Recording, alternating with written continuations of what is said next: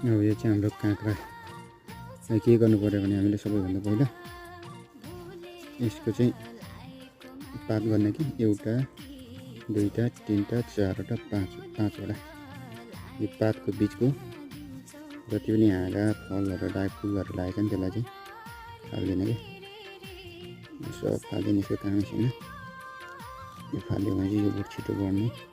साथै माथि अरू फल लागेको चाहिँ राम्रो हुन्छ यो फल चाहिँ यो पातमा इनेरमा फलेको राम्रो हुँदैन क्या फलहरू त्यही कारणले यसले माटो छुनु भएन क्या यो फलहरू त्यस पछाडि हामीले यो देखिन्छ नि यसको माथिको लहरा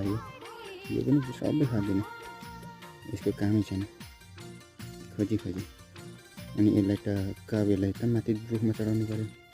त्यसको लागि चाहिँ हामीले डोरी लाउने गरेछौँ यसलाई डोरीले हामीले चिम्टाले